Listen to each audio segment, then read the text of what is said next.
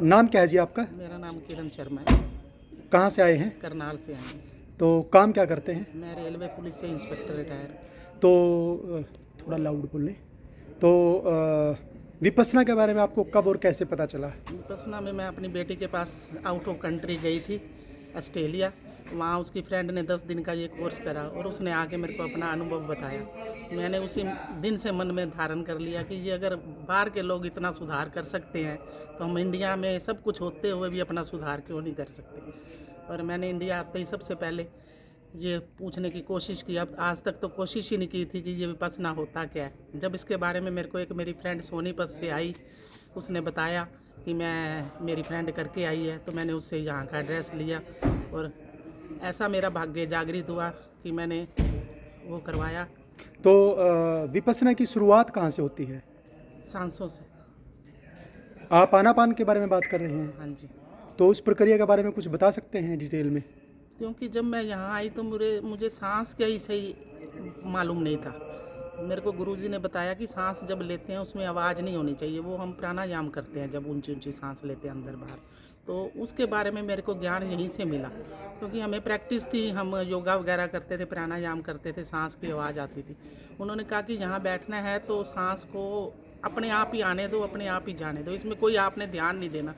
तो थोड़ा थोड़ा विकसित करते दूसरे तीसरे दिन मेरा। तो आनापान के बाद समाधि और प्रज्ञा का क्षेत्र शुरू होता है, हाँ जी। जिसमें आप अपने गहरे संस्कारों पे काम करते हैं। उस प्रक्रिया के बारे में कुछ बताइए।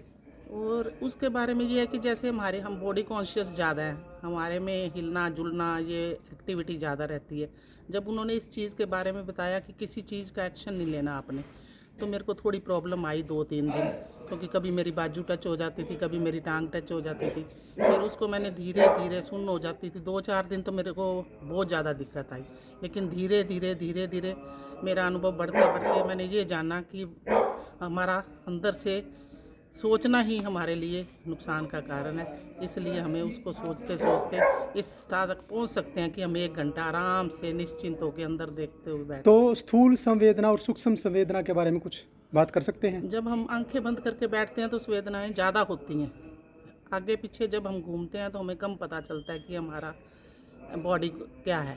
तो लेकिन जब हमने अंदर की तरफ ध्यान दिया तो हमें काफ़ी कुछ अपनी बॉडी के बारे में ऐसे लगा कि जैसे हम अपना सीटी स्कैन खुद कर रहे हैं, पूरी बॉडी का स्कैन कर रहे हैं। और हमारी सारी बीच में से दर्दें दुर्दे जिसके हम 24 घंटे ध्यान देते थे, उन सारी दर्दों का निवारण होता जा रहा धीरे धीरे। 10 दिनों में तो हम ऐसे होके जा रहे हैं जैसे बिल्कुल हल्के फुल्के, और ऐसे जैसे हमें कोई रोग है ही नहीं। तो अधिष्ठान शुरू होता है। 1 घंटा आप अपने हाथ नहीं खोलेंगे, पैर नहीं खोलेंगे और पोस्चर नहीं बदलेंगे।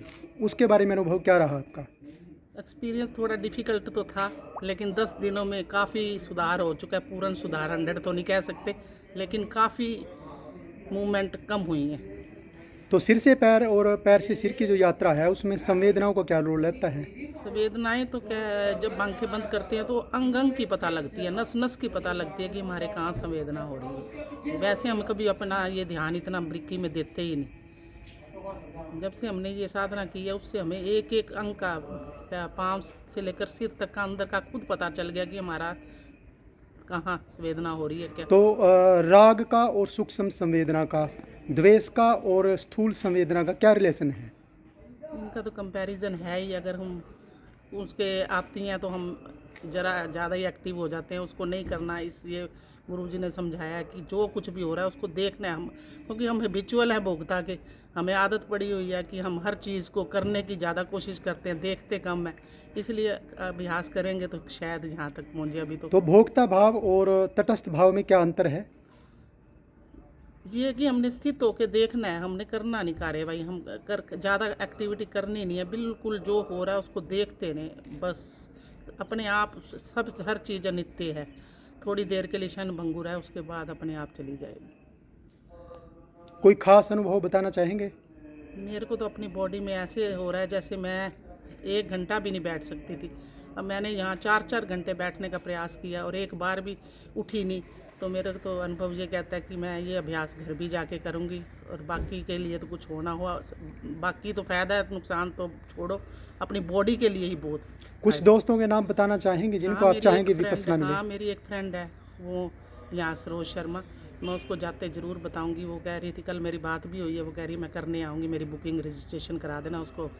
मैं कहा मैं अपने बच्चों से करवा दूँगी, वो तो 100% आएगी। वो चाह रही है कि मेरे साथ ही आए। मैं कहा वहाँ साथ की कोई ज़रूरत नहीं, यहाँ इतना अच्छा अरेंजमेंट है, किसी चीज़ की कोई दिक्कत नहीं है।